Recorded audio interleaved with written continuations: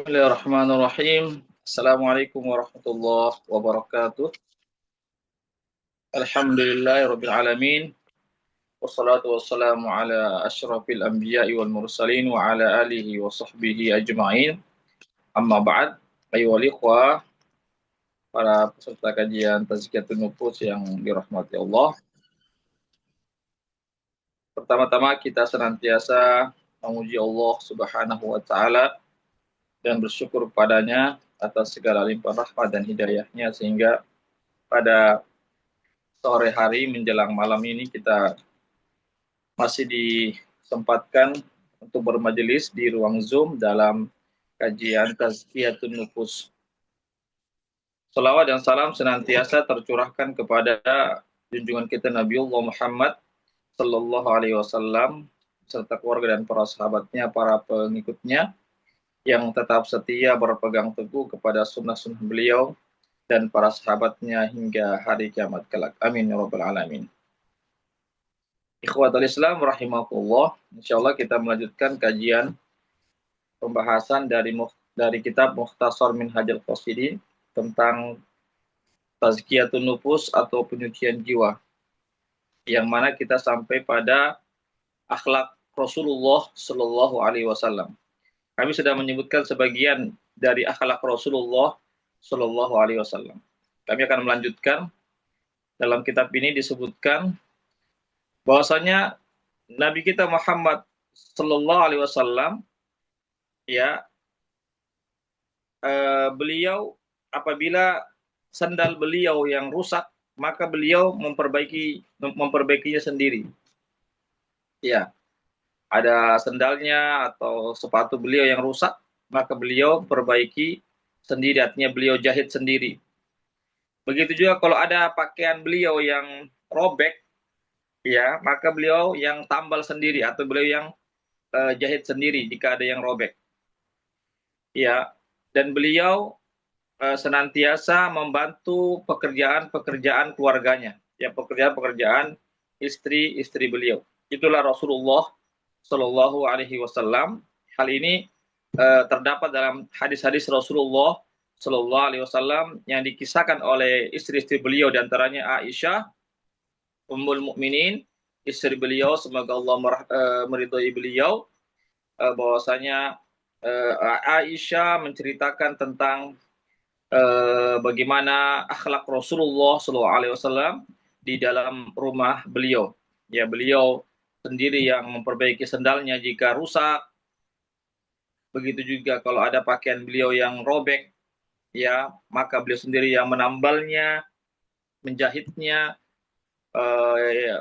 dan beliau juga senantiasa membantu pekerjaan-pekerjaan rumah tangga istri-istri beliau. Itulah akhlak Rasulullah Shallallahu Alaihi Wasallam. Ya, luar biasa ya Rasulullah Shallallahu Alaihi Wasallam. Ya, meskipun beliau adalah seorang pemimpin umat, ya, meskipun dia adalah seorang Rasulullah, orang yang tinggi derajatnya di sisi Allah Subhanahu wa taala, tetapi beliau tetap mengerjakan pekerjaan-pekerjaan yang semestinya atau barangkali pekerjaan itu bisa dikerjakan oleh keluarganya, ya, atau istrinya misalnya atau pembantunya misalnya, tetapi beliau justru lebih memilih untuk mengerjakannya sendiri. Ini menunjukkan tentang kemuliaan akhlak dan kerendahan hati Rasulullah Shallallahu Alaihi Wasallam. Ya, jadi akhlak Nabi Shallallahu Alaihi Wasallam ini bukan berarti cuma sekedar menjadi kisah-kisah saja yang kita dengarkan, tapi bagaimana kita sebagai umat beliau, ya, juga meneladani akhlak-akhlak Rasulullah Shallallahu Alaihi Wasallam baik di luar rumah ataupun di dalam rumah. Ya, artinya Nabi kan sebagai kepala rumah tangga kan, ya, karena laki-laki itu adalah sebagai kepala rumah tangga. Ya, Nabi sebagai kepala rumah tangga, ya, namun beliau juga tetap membantu pekerjaan-pekerjaan keluarganya di dalam rumah.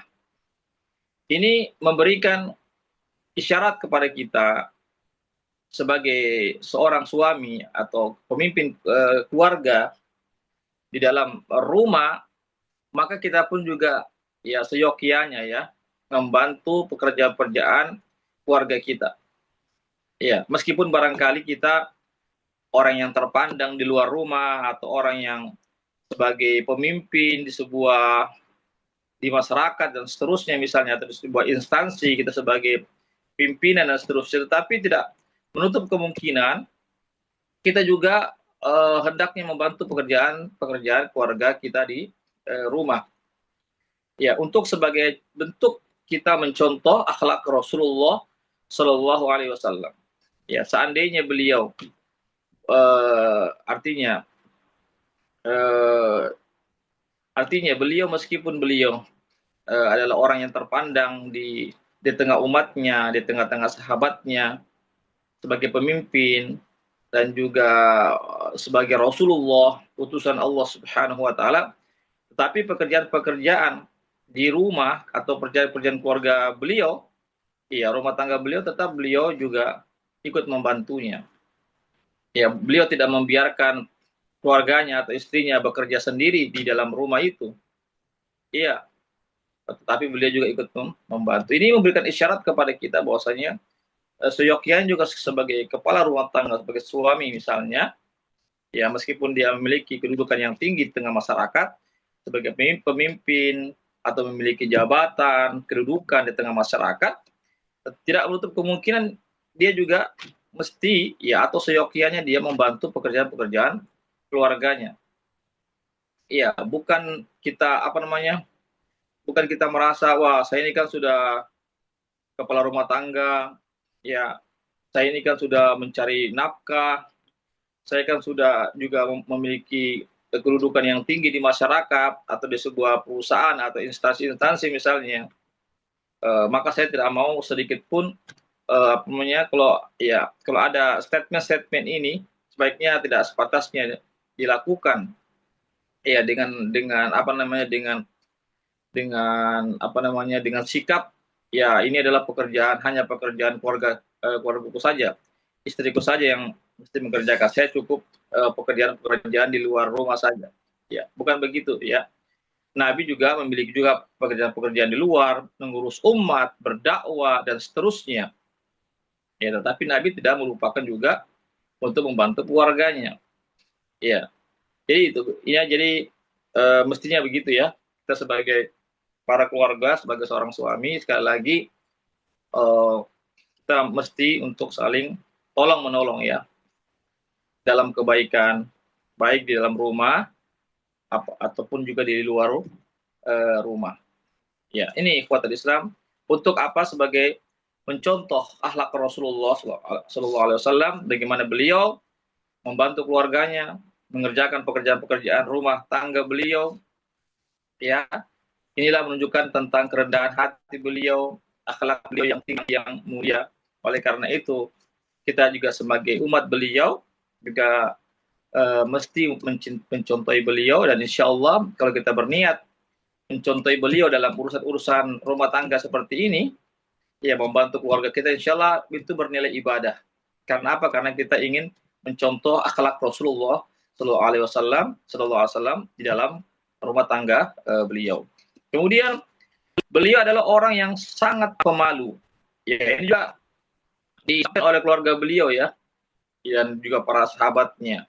Karena keluarga beliau, istri-istri beliau tentu menyaksikan ya bagaimana akhlak Rasulullah Shallallahu Alaihi Wasallam. Disebutkan bahwasanya beliau adalah orang yang sangat pemalu, bahkan lebih pemalu daripada seorang gadis yang dipingit di rumahnya. Artinya seorang gadis yang selalu berada di dalam rumahnya itu. Artinya sangat sedikit untuk keluar di luar rumah. Ya, bagaimana garis-garis pingitan ya, itu artinya dia jarang sekali keluar menampakkan dirinya di luar rumah. Itulah Rasulullah Shallallahu Alaihi Wasallam ya. Tapi bukan berarti Nabi itu di rumah terus tidak keluar rumah, bukan begitu dimaksud. Artinya beliau sebagaimana seorang gadis itu sangat pemalu misalnya ya, menjaga dirinya, ya maka begitulah Rasulullah Shallallahu Alaihi Wasallam. Beliau ya adalah orang yang menjaga dirinya, ya beliau adalah orang yang memiliki akhlak yang baik, ya tutur katanya, ya perbuatannya, sikapnya, ya begitu juga tentu beliau adalah orang yang sangat jauh dari kemaksiatan dan kemungkaran, ya. Ini ikhwat Islam azakullah. Dan malu itu sebenarnya bagian daripada iman ya, sebagaimana Nabi bersabda al haya'u minal iman syu'batu minal iman. Kata Nabi dalam sebuah hadisnya yang sahih bahwasanya malu itu adalah bagian cabang atau satu cabang daripada keimanan itu. Artinya di antara cabang-cabang keimanan, malu itu adalah bagian atau satu cabang dari keimanan itu. Ya, maksudnya malu untuk berbuat maksiat, itu maksudnya ya. Malu kalau kita terjerumus dalam perbuatan dosa dan kemaksiatan. Itulah Rasulullah Shallallahu Alaihi Wasallam. Ya beliau berupaya sedapat mungkin untuk menjaga dirinya untuk tidak terjatuh dalam perbuatan kemaksiatan. Ini ikhwat Islam, azakumullah. Kemudian Nabi juga adalah orang yang menjawab undangan hamba-hamba sahaya. Artinya jika ada hamba-hamba saya atau budak-budak di zaman beliau itu yang mengundang beliau, yang memanggil beliau, yang meminta bantuan kepada beliau, maka beliau segera memberikan bantuan. Ya, maka beliau segera memenuhi panggilan budak-budak tersebut. Ya, padahal beliau adalah orang yang merdeka, beliau adalah Rasulullah, seorang pemimpin umat, ya, tetapi beliau tetap memiliki kerendahan hati, yaitu apa? Tetap beliau merespon undangan orang-orang yang lebih rendah derajatnya dibanding beliau, itu hamba sahaya. Hamba saya tentunya lebih rendah ya dibandingkan dengan orang merdeka ya. Artinya dari sisi dari sisi taraf sosialnya ya. Ya adapun dari sisi selama seseorang itu dia beriman ya, dia bisa lebih tinggi kedudukannya dibandingkan dengan orang yang merdeka tapi tidak beriman kepada Allah Subhanahu wa taala.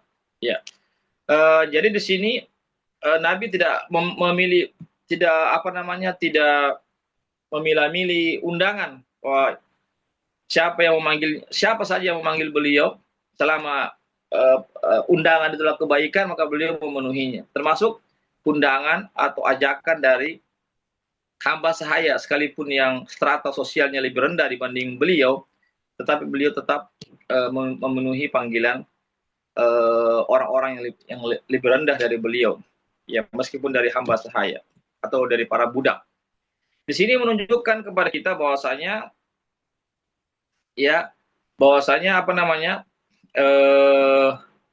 seorang muslim juga seandainya dia memiliki kedudukan yang tinggi di tengah-tengah masyarakat sebagai pemimpin atau memiliki jabatan dan seterusnya, maka ketika dia mendapatkan undangan dari orang-orang yang lebih rendah ke status sosialnya atau kedudukannya, maka dia mesti memenuhi undangan tersebut selama undangan itu adalah undangan kebaikan, ya bukan undangan untuk berbuat kemaksiatan dan seterusnya.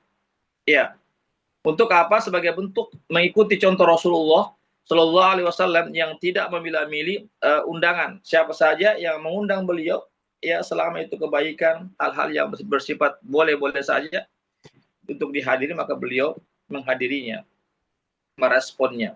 Ya, begitulah Rasulullah Shallallahu Alaihi Wasallam. Begitulah seorang pemimpin, seorang yang pejabat, seorang yang memiliki kedudukan di tengah-tengah masyarakat, ya memiliki pangkat dan seterusnya. Janganlah kita memandang rendah orang yang lebih rendah status sosial daripada kita.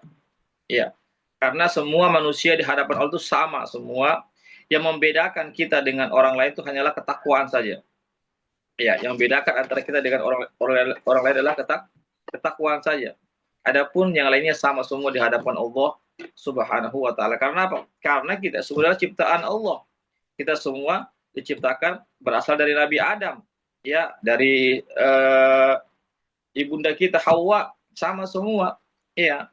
Apalagi kalau kita sebagai seorang muslim, sama-sama seorang muslim, seorang mukmin, ya, satu akidah, satu kiblat, satu agama, maka itu sama. Maka kita jangan kita merendahkan orang lain. Ini apalagi kalau kita diikat dengan akidah yang sama. Innamal mu'minuna ikhwah, kata Nabi dalam sebuah hadisnya, sesungguhnya orang mukmin itu adalah bersaudara.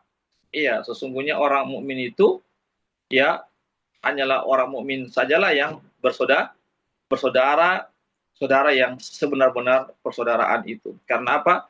Persaudaraan kita itulah yang akan menghantarkan kita untuk bertemu lagi di hari akhirat kelak. Ini. Kemudian yang berikutnya disebutkan juga dalam hadis yang lain, Nabi itu juga membesuk orang yang sakit. Ya, membesuk orang yang sakit. Jadi kalau ada orang yang sakit ya atau sahabat-sahabat yang sakit, ya bakal beliau membesuknya.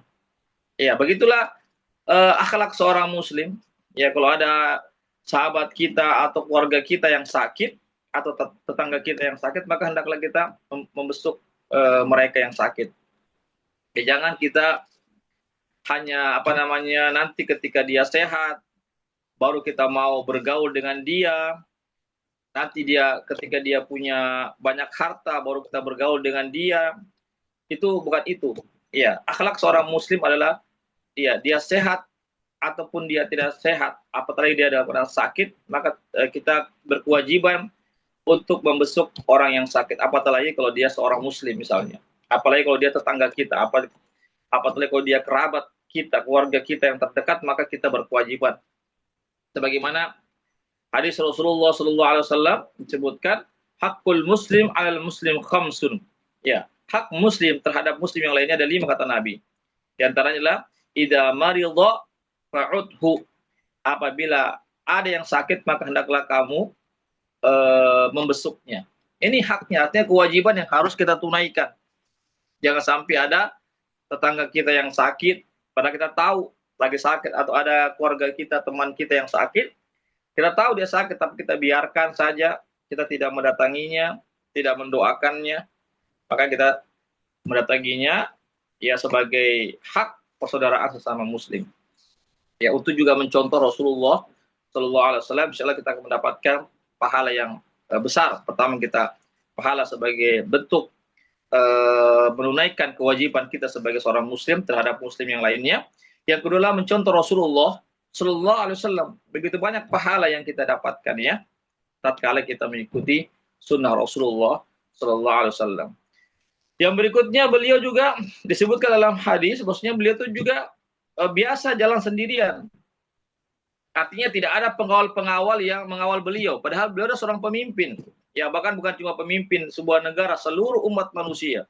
Bahkan pemimpin juga bagi makhluk-makhluk yang lainnya, yaitu jin juga. Karena beliau juga diutus kepada bangsa jin. Ya. Namun beliau juga tidak terlalu diistimewakan ya. Ya, beliau berkendaraan, selalu berkendaraan. Bahkan beliau jalan sendirian. Ya, jalan kaki juga lagi sendirian. Ya, bahkan diriwayatkan juga beliau juga pernah juga atau biasa juga beliau jalan tidak memakai sandal. Ya. Ya, coba ya, ini ya beliau pertama jalan kaki, ya beliau juga biasa juga jalan tidak memakai sandal, ya, atau tidak memakai sepatu misalnya. Beliau juga kadang ya artinya beliau jalan sendirian, ya, tidak dikawal oleh sahabat-sahabatnya. Ya, ini menunjukkan bahwasanya tentang ini menunjukkan tentang apa? Ketawaduan, ya, kesederhanaan Nabi, ya, kerendahan hati Rasulullah, tawaduk beliau, sifat tawaduk itu sifat rendah ya. Ya, ada kan juga orang kalau dia apalagi kalau pemimpin misalnya yang memiliki jabatan-jabatan yang tinggi, kadang dia itu tidak mau jalan sendirian, harus ada yang kawal. Ya, kiri kanan, muka belakang yang harus yang kawal. Tapi Nabi ya kadang atau sering barangkali ya beliau jalan sendirian saja. Ya, tidak ada pengawal beliau. Ya, ini kan jarang sekali kita dapatkan ada pemimpin ya di sebuah perusahaan kah, atau pemimpin sebuah negara kah, atau pemimpin sebuah wilayah yang jalan sendirian itu jarang. Ya, biasanya dikawal oleh beberapa pengawalnya. Bahkan juga terkadang jalannya dengan kendaraan yang begitu banyak yang mengawalinya. Ya, adapun Rasulullah Shallallahu Alaihi Wasallam, beliau juga ya kadang jalan sendirian saja, tidak ada yang mengawal beliau. Ya, ini menunjukkan bahwasanya kita sebagai seorang pemimpin mesti juga demikian.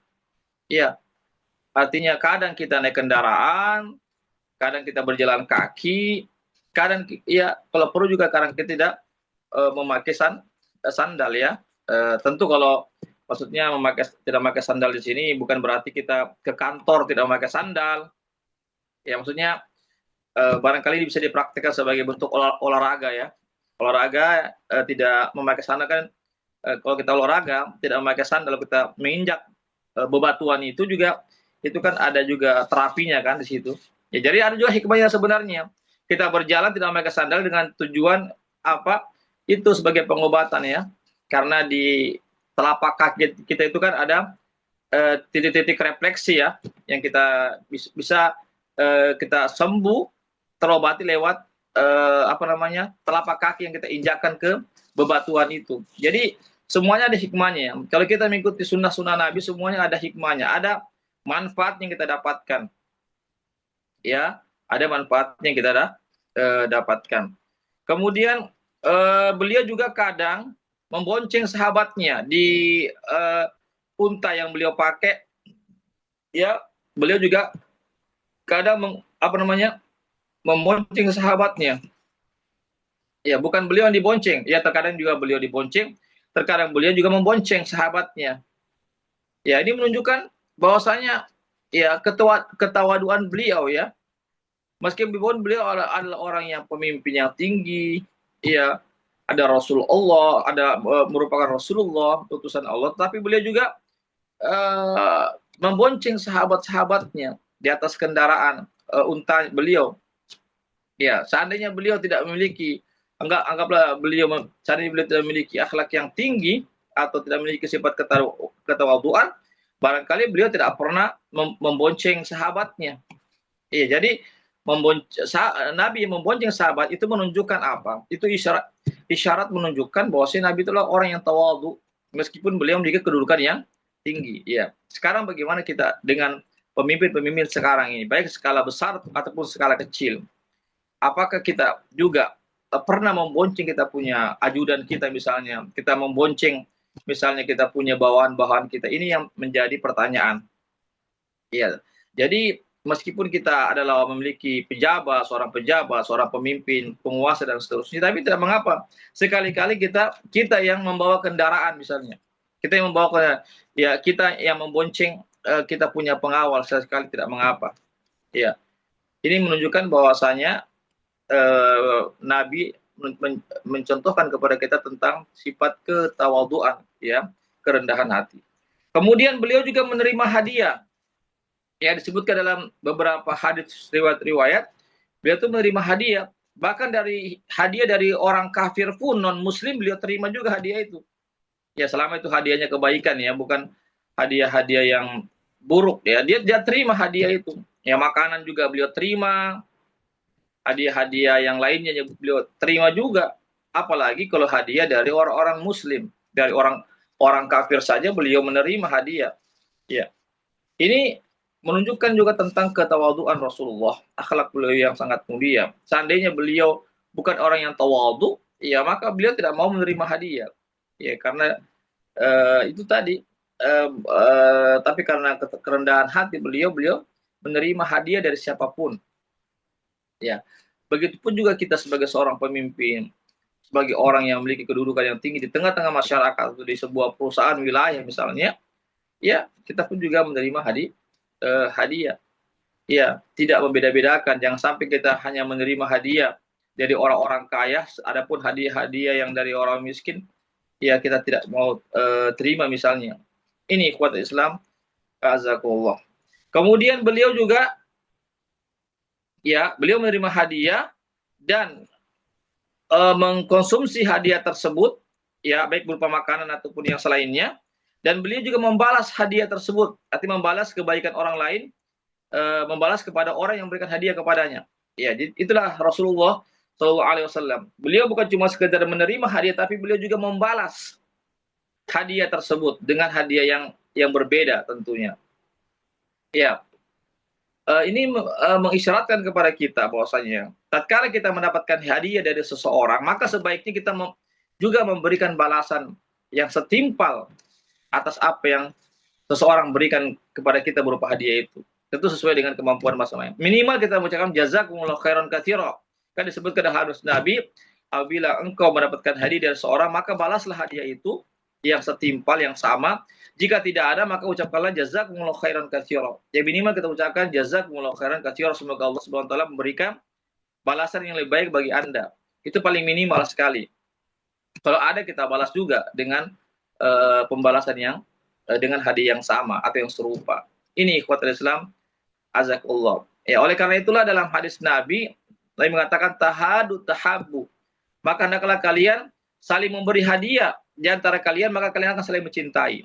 Ya, jadi saling memberi hadiah di antara kita, ya, itu akan melahirkan kecintaan di antara kita. Ya, kalau ada kecintaan di antara sesama umat muslim akan terjalin namanya ukhuwah, persahabatan yang kokoh, yang kuat. Kalau terjadi persahabatan yang kuat, maka akan tercipta keimanan. Ya, karena disebutkan dalam hadis Nabi, tidak sempurna iman seseorang sebelum dia mencintai saudaranya sebagaimana dia mencintai dirinya sendiri. Ya, jadi persaudaraan kita yang hakiki bukan karena satu nasab, ya, bukan hanya karena satu rahim dari ibu kita, ya, atau satu darah, tetapi persaudaraannya hakikilah persaudaraan dalam iman, ya, dalam akidah yang benar. Itulah persaudaraan yang hakiki. Karena itulah persaudaraan dalam iman, dalam agama Islam. Inilah persaudaraan yang akan menghantarkan kita kepada persaudaraan yang sebenarnya, yaitu di hari akhirat kita akan bertemu lagi. Ya, oleh karena itulah melalui saling memberi hadiah di antara kita, ya, maka itu juga akan melahirkan kecintaan, akan melahirkan persaudaraan dan keimanan. Ya, ikhwatal Islam, azakumullah. Ya, beliau tidak memakan sedekah. Ya, beliau tidak menerima sedekah. Begitu juga zakat, juga beliau tidak menerimanya. Beliau hanya menerima hadiah. Ini khusus, ya. Ini khusus hanya kepada Rasulullah SAW dan keturunan beliau. Tidak menerima sedekah, tidak menerima juga zakat. Beliau hanya menerima hadiah. Jadi beda antara hadiah dan zakat. Ini ikhwatul Islam, azakullah. Ya. Kemudian, ya, beliau, ya di sini kita lihat, ya, bahkan beliau pernah 3 hari berturut-turut, ya, tidak makan dari gandum, ya, dari roti-roti yang terbuat dari gandum. Pernah 3 hari berturut-turut, ya. Ini begini, lihat ya bagaimana kehidupan Rasulullah Shallallahu Alaihi Wasallam, ya, sampai beliau pernah 3 hari berturut-turut beliau tidak makan roti dari gandum, ya, hanya makan dari kurma, ya, dari air dan kurma dan yang semisalnya. Adapun roti dan gandum pernah 3 hari berturut-turut. Ya, kuat Islam, azakumullah. Jadi beliau itu juga adalah orang yang sabar, ya, orang yang sabar, orang yang sangat sederhana, ya. Sebenarnya kalau beliau mau meminjam kepada sahabat-sahabatnya gampang saja, ya. Beliau bisa pinjam, ya, pinjam pinjam gandum misalnya untuk dibuatkan untuk buat roti, atau pinjam uang misalnya untuk membeli. Tapi beliau tidak mau, ya. Bahkan disebutkan beliau sampai ketika beliau meninggal masih ada baju besi beliau itu yang tergadaikan, yang belum beliau tebus, yang masih tergadaikan sama umat Yahudi yang beliau tebus itu, yang belum tebus. Karena itu ketika itu beliau ingin membeli makanan, ya, berupa gandum. Saya kurang tahu berapa liter itu banyaknya. Ketika itu beliau tidak ada dana, yang ada cuma baju besinya, baju perangnya. Itu yang beliau gadaikan dengan umat Yahudi agar beliau bisa mendapatkan gandum itu untuk beliau makan sehari-hari. Lihat ini, ya, bagaimana sampai beliau meninggal dunia beliau belum sempat tebus. Itu menunjukkan bahwasanya tidak ada dana untuk ditebus itu, ya. Padahal ini pemimpin seluruh umat manusia. Tetapi bagaimana lihat kesederhanaan beliau. Ya, beliau tidak hidup mewah. Beliau hidup, ya, ala kadarnya. Ya, bahkan pernah 3 hari berturut-turut tidak ada roti di situ, yang hanya cuma kurma saja dan air putih yang bisa dikonsumsi. Ya, ini menunjukkan bahwasanya kita sebagai seorang muslim, ya, ada saat-saat kita harus bersabar. Ya, ada namanya ujian-ujian, ya ujian apa namanya kekurangan ekonomi, kekurangan pangan, makanan, kekurangan uang, maka kita harus bersabar. Ya, eh, apa namanya? Karena Nabi kita juga pernah mengalami, bahkan lebih dahsyat lagi kehidupan Nabi, ya tentang kekurangan yang ada pada beliau. Padahal beliau kekasih Allah. Allah Subhanahu wa taala sebenarnya gampang saja Allah Subhanahu wa taala memberikan bantuan kepada Rasulullah. Iya, gampang saja. Tetapi Allah Subhanahu wa taala ingin memberikan pelajaran kepada kaumnya, umatnya, bahwasanya dalam mengarungi hidup dan kehidupan ini ada namanya sifat sabar. Iya, terkadang kita berada di atas, terkadang kita mendapatkan kenikmatan, kita bersyukur, terkadang kita berada di bawah, ada musibah, kekurangan ini, kekurangan itu, maka kita harus bersabar. Itu yang Nabi ingin ajarkan kepada kita. Iya, karena begitulah kehidupan, ada namanya ujian-ujian, iya, cobaan-cobaan, iya, agar kita bisa apa namanya bercermin, ya bahwasanya Nabi adalah orang yang paling banyak ujiannya. Tetapi semakin tinggi keimanan kita maka semakin besar ujian, tapi semakin besar pahala yang kita dapatkan di sisi Allah Subhanahu wa taala. Ya, barangkali ini yang bisa kami sampaikan. Ya, sebenarnya masih panjang ini pembahasan tentang akhlak Rasulullah Shallallahu alaihi wasallam. Intinya adalah kita sebagai umat Rasulullah, marilah kita mencontoh beliau, ya.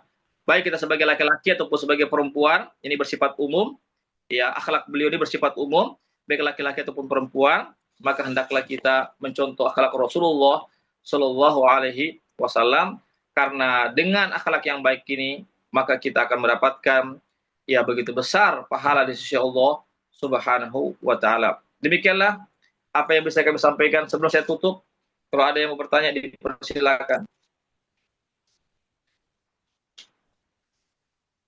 Ada yang bertanya tentang masalah akhlak Rasulullah Shallallahu alaihi wasallam? Baik, kalau tidak ada kita cukupkan sampai sini saja dulu. Insyaallah kita akan bertemu lagi di lain kesempatan. Barakallahu fikum. Kami akhiri dengan baca doa penutup majelis. Subhanakallahumma wa bihamdik, asyhadu an la ilaha illa anta, astaghfiruka wa atubu ilaik. Wassalamualaikum warahmatullahi wabarakatuh. Waalaikumsalam warahmatullahi wabarakatuh.